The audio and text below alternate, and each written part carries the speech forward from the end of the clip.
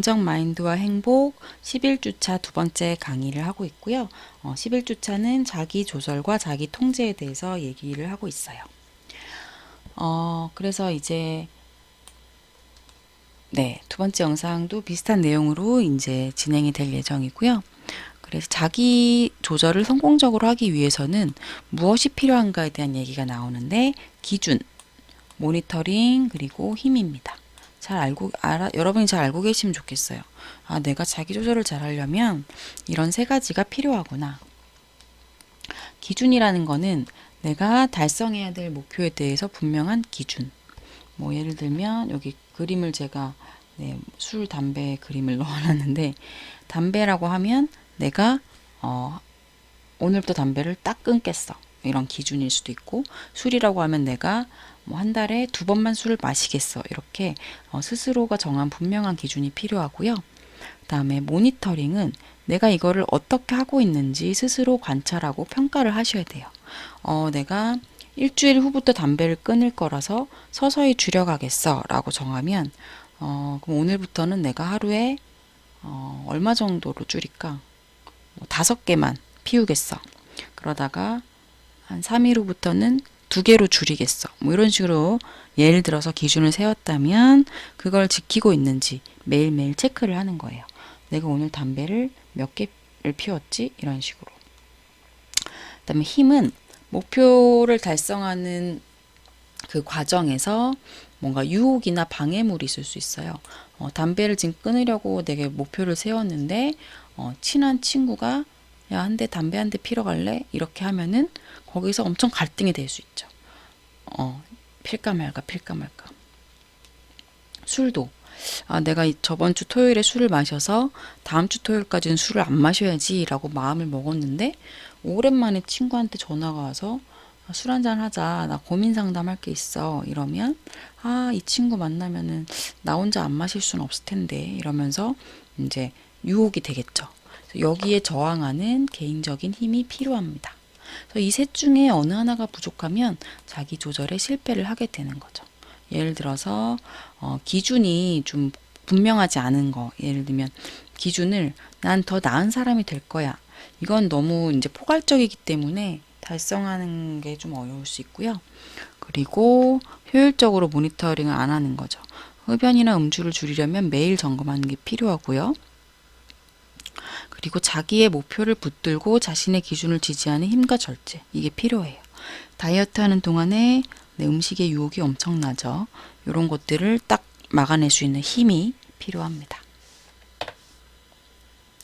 또 중요한 게 여러분이 자기 조절을 성공하려면 앞에 세 가지 뭐였죠? 기준이 명확해야 되고 모니터링 해야 되고 힘이 있어야 된다고 했는데 어떻게 보면 이게 더 중요한 게 계획을 잘 짜야 돼요. 그래서 자기 조절이 성공할지 실패할지는 그 결과를 발생하기 전에 이미 알 수 있다. 뭘로?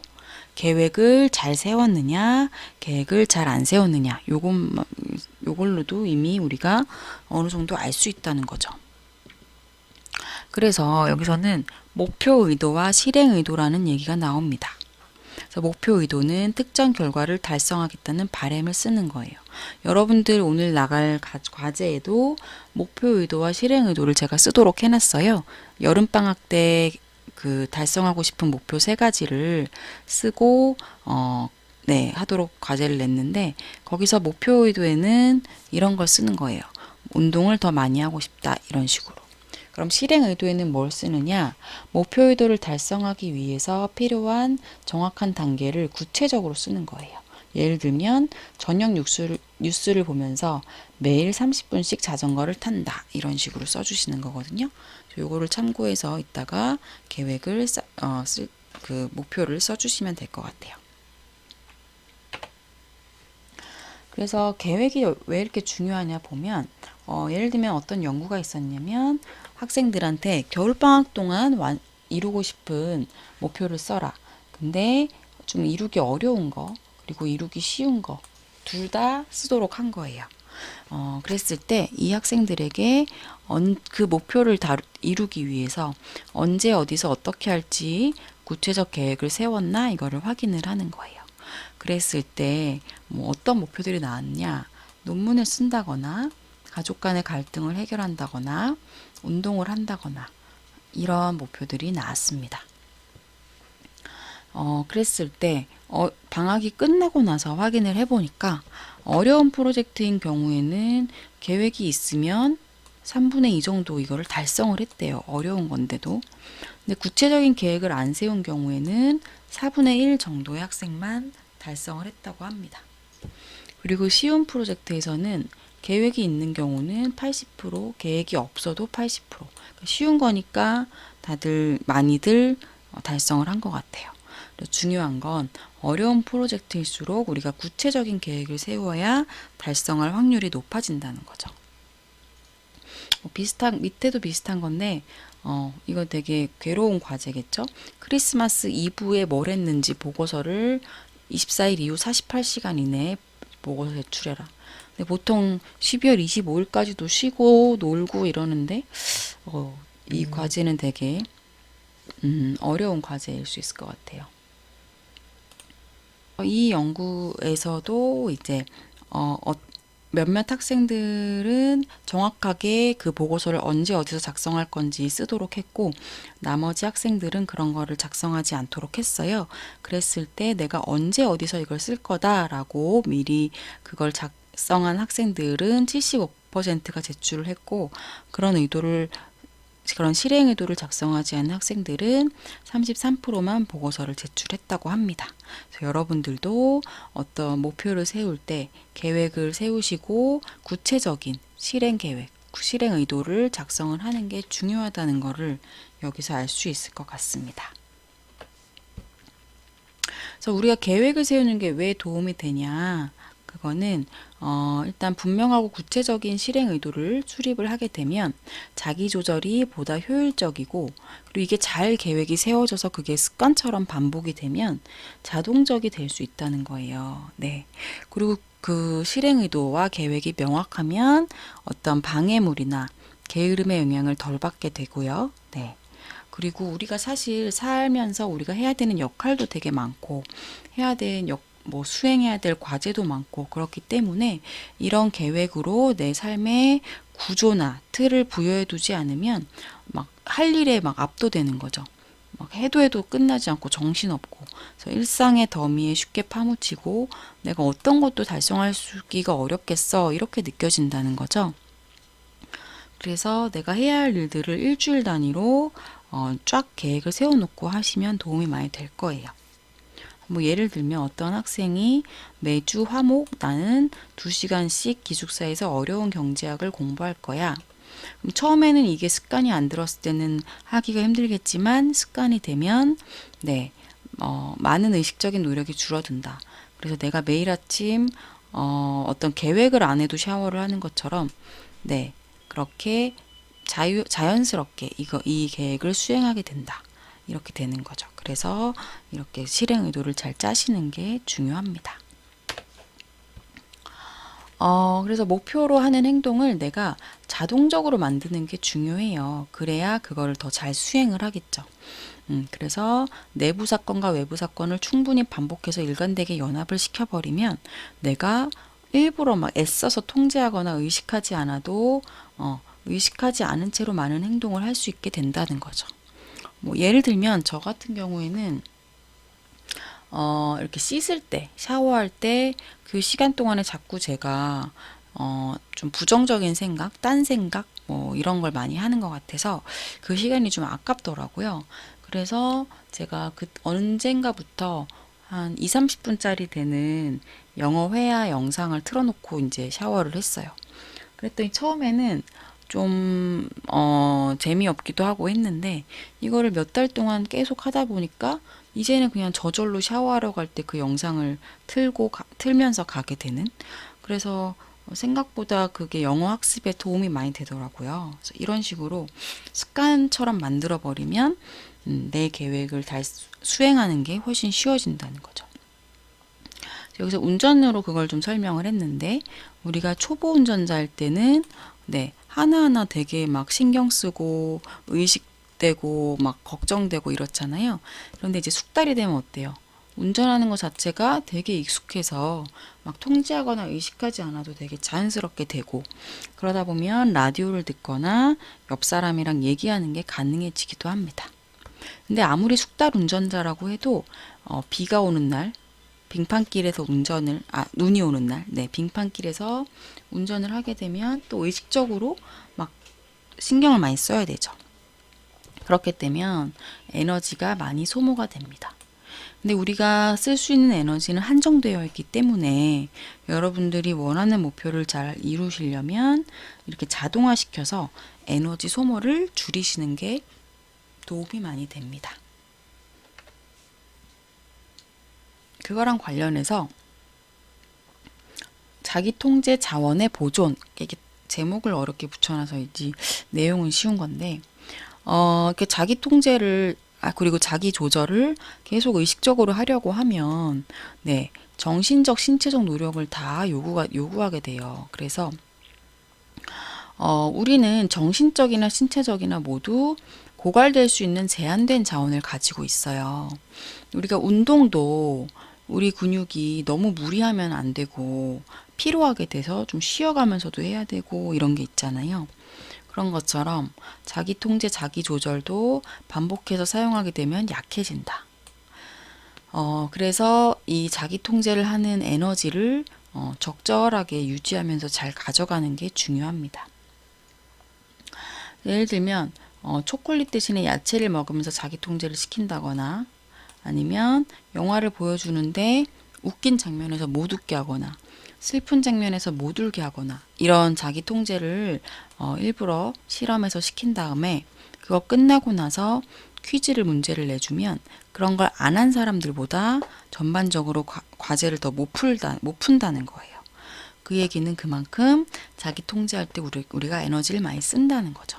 그래서 우리가 자동성을 나 스스로 만들어내면서 나의 에너지를 보존할 수 있다는 거죠. 중요하죠? 네, 이건 되게 좋은 아이디어인 것 같아요. 그리고 또 이제 성공적으로 내 목표를 달성하는데 또 도움되는 게 관여와 자신감입니다. 관여라는 건 내가 얼마나 그 목표에 헌신하느냐 이거고, 자신감은 내가 나 그 목표 이룰 수 있을 것 같아 라고 자기를 믿는 거예요.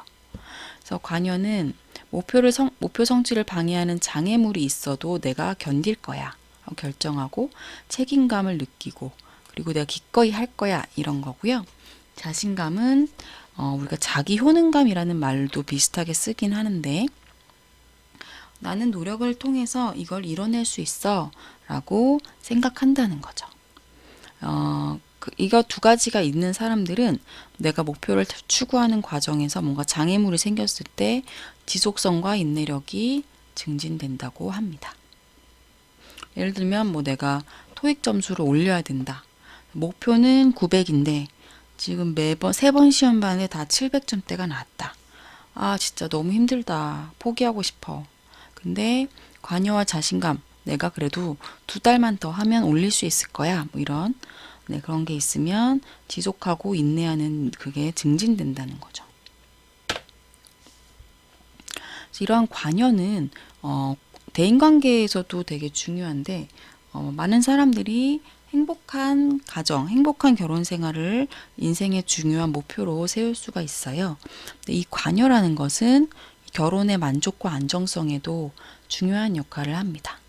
왜냐하면 모든 결혼에는 갈등이나 불행의 기간이 있기 때문에 관여를 통해서, 헌신을 통해서 그 시기를 이겨내야 한다는 거죠. 그리고 자기 효능감은 내가 더 많이 노력하고, 그리고 내가 실패를 해도 그냥 계속하는 것, 그리고 결국은 성공적으로 목표를 이뤄내는 것, 이런 것과 관련이 됩니다. 그래서 예를 들면 내가 건강 행동에 대해서 자기 효능감이 높다. 그러면 금주 건강 유지를 더 잘하고, 천식이나 편두통으로 인한 고통을 더 잘 참게 된다고 합니다.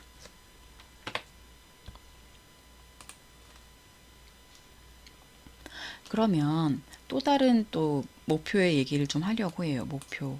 어떤 목표 얘기를 할 거냐면, 우리가 목표를 잘 세워야 자기 조절을 또 잘할 수 있게 된다고 했잖아요. 근데 이런 것도 있대요. 내가 목표를 접근 목표를 세우느냐, 회피 목표를 세우느냐, 요거에 따라서 자기 조절이 잘 될 수도 있고 어려울 수도 있다는 거죠.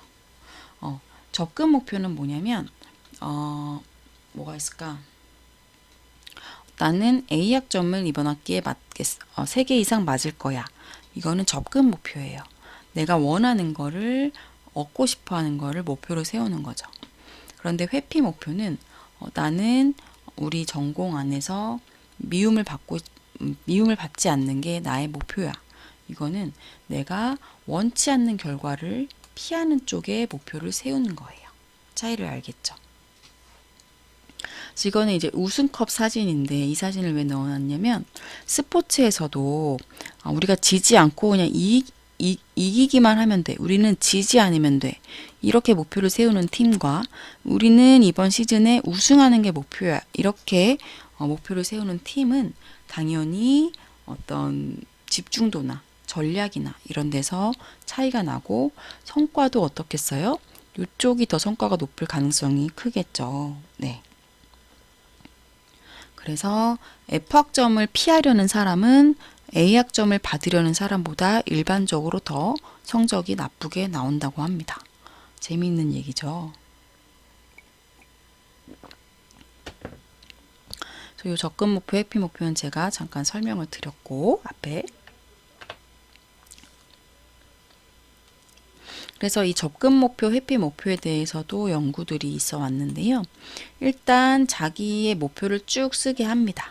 그랬을 때 접근 목표가 많은지, 회피 목표가 많은지 요거에 따라서 회피 목표가 많은 사람들은 정서적인 스트레스라던가 신체적인 문제를 더 많이 경험한다고 합니다.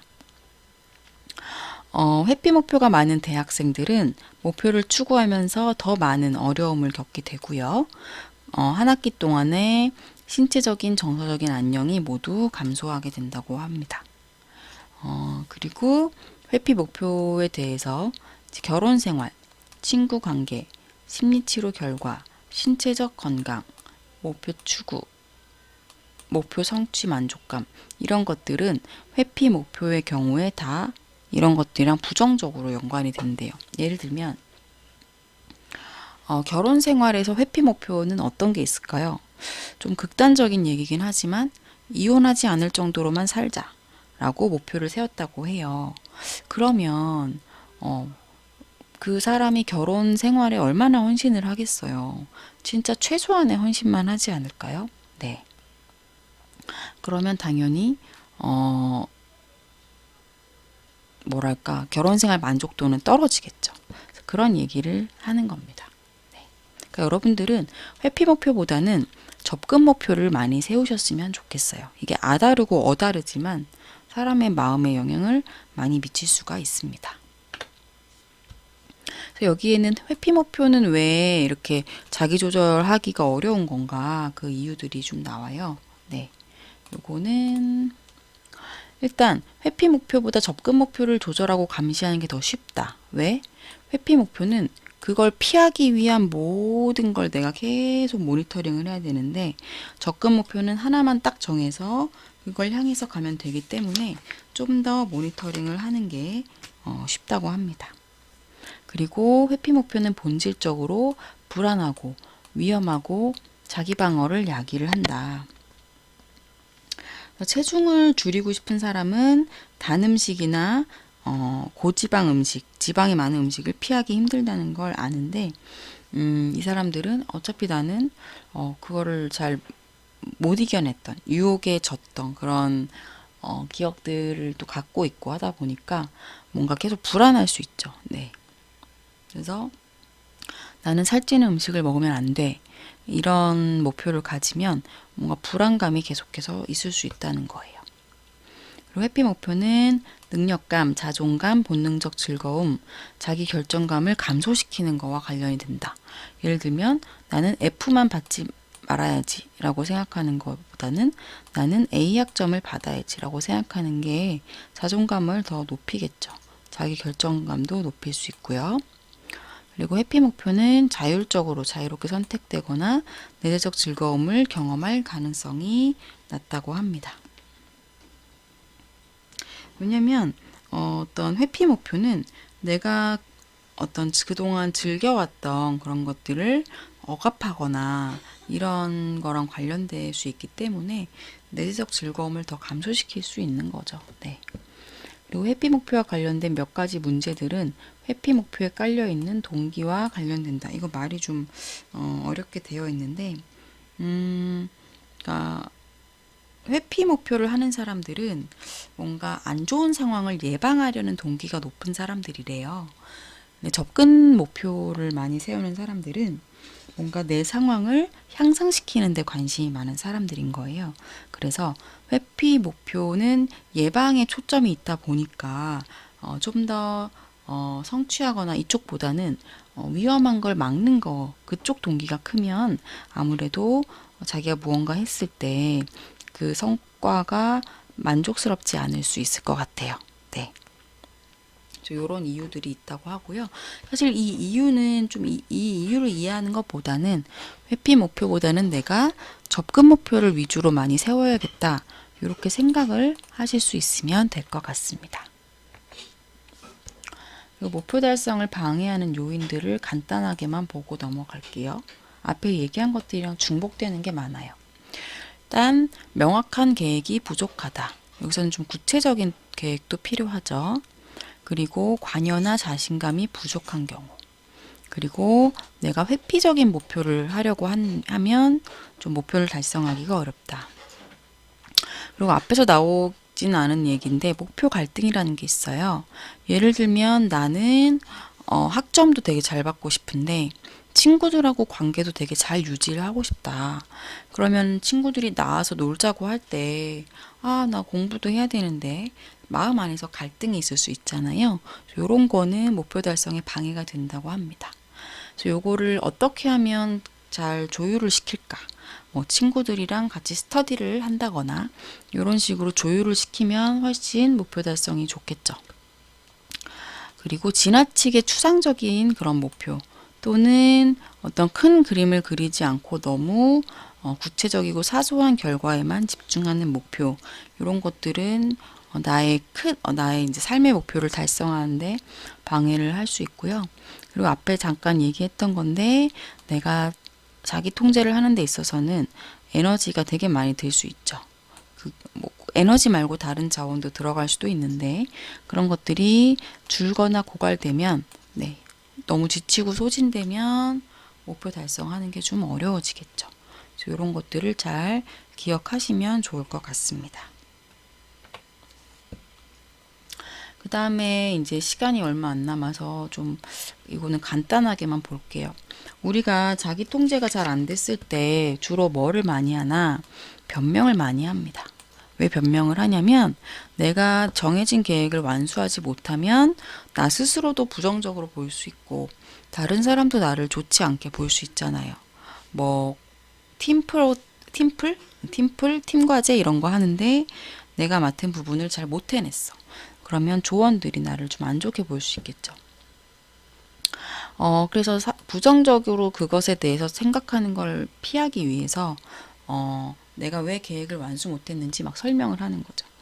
해야 될 다른 일이 너무 많았어. 나는 개인적으로 위급한 상태였어.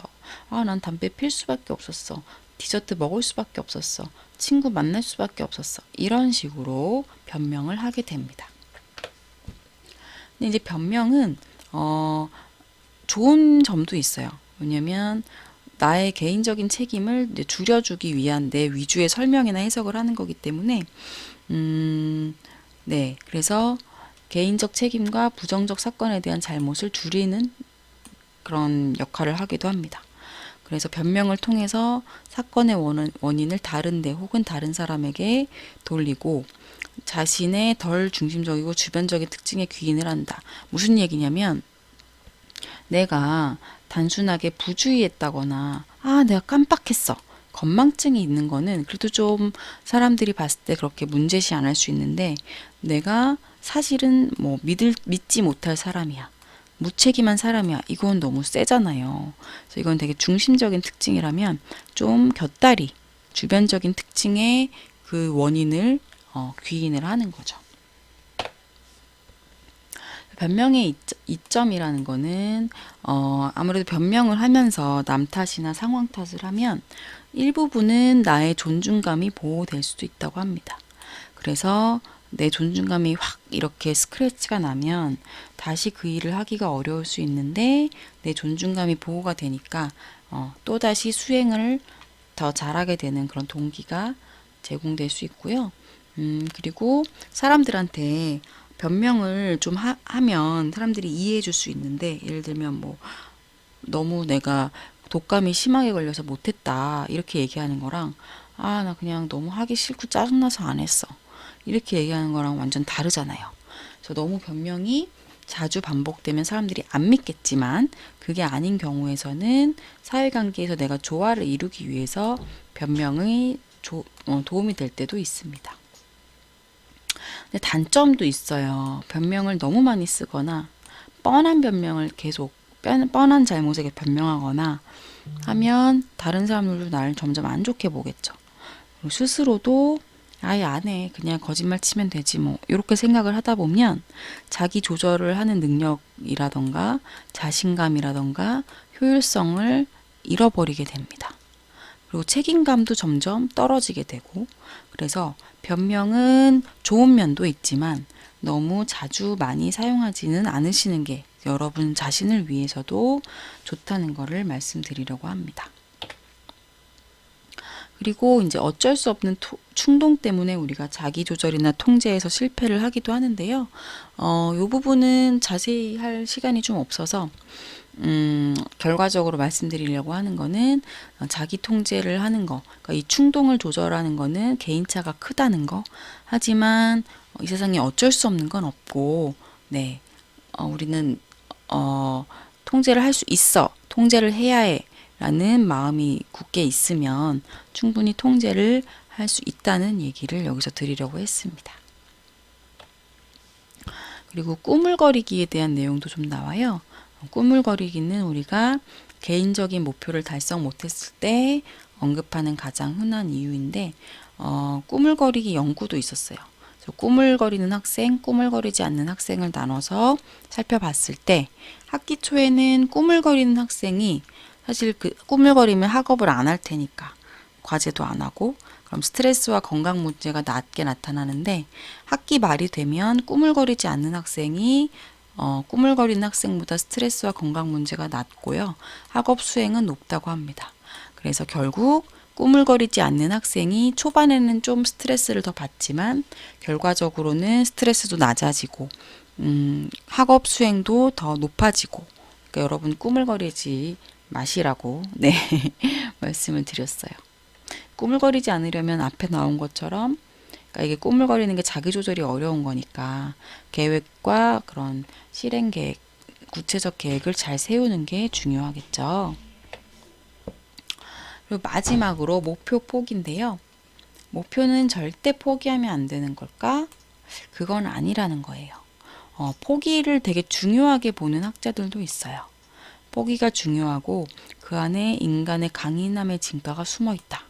이 말은 잘 언뜻 이해가 되지는 않는데, 뭐냐면 우리가 진짜 뭐 달성하기 어려운 그런 목표를 세워놓고 그게 안 된다고 막 스트레스 받는 경우도 있어요. 제가 뭐 내년까지 내가 3억을 모으겠다. 말이 안 되거든요. 저희 현재 상태에서는. 그래서 그런 건 포기를 해야죠.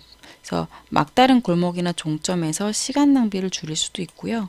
성취 불가능한 목표에 매달리는 스트레스를 감소시킬 수도 있습니다. 그리고 사실 연애에 대해서도 내가 이제 뭔가 몇 번 대시를 했는데 계속 거절을 당하고 너무 이제 틈이 없다.